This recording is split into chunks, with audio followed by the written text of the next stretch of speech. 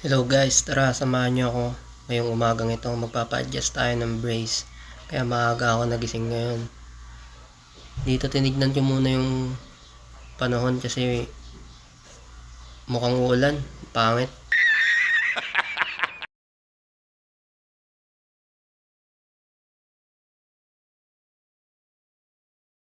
Tignan niyo yung kumakatok sa akin.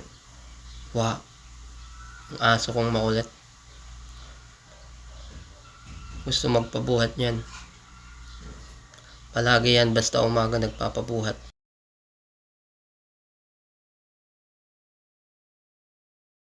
Binuhat ko na nga palabas kami ng pintuan. Titignan ko kasi yung panahon.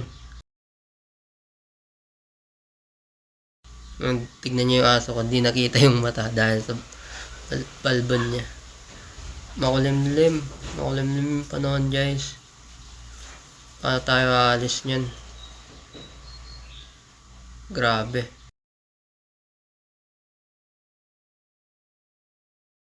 Dito nga iniisip ko, maligo muna kaya ako.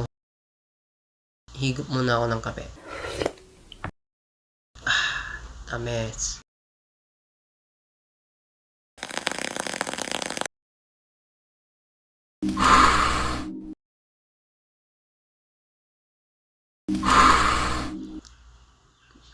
Dito nga naisip ko, maliligo na muna ako ba habang hinihintay kong gumanda yung panahon. Tapos biglang umulan. Grabe. Diyan tapos na ako maligo, nag-toothbrush na ako para hindi naman nakakaya kay Doc. Siyempre magpapa-adjust tayo. Kailangan mabango.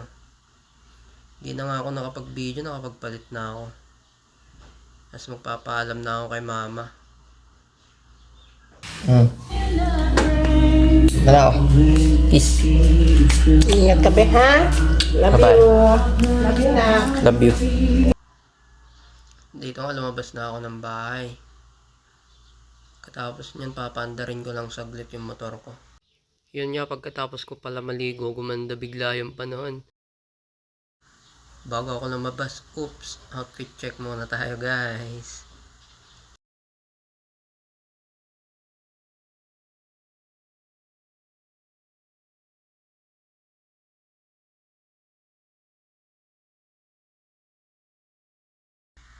Bago ako magpunta ng clinic, pumunta muna akong 7-Eleven para magbayad ng internet. Dito ako nagbabayad ng internet. Tara, samahan niyo ako magbiyahe. Di ko na na-video yung paglabas ng bahay, pero ito yung arko ng nampikwan sa amin.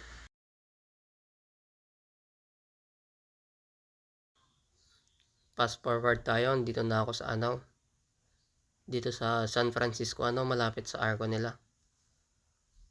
Kung makikita nyo, papakita ko dyan mamaya. Natatanaw na eh. Malapit na ako.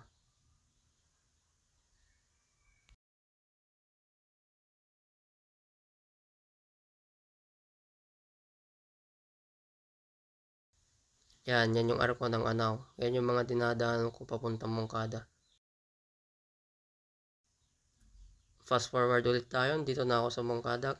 Dito sa K&M Dental Clinic. Harap nga lang po ito ng Moncada Public Plaza. Ito na yung kinalabasan ng adjustment ko guys. Sige na, nasayang ko na naman yung 4 minutes ng buhay mo. Haha.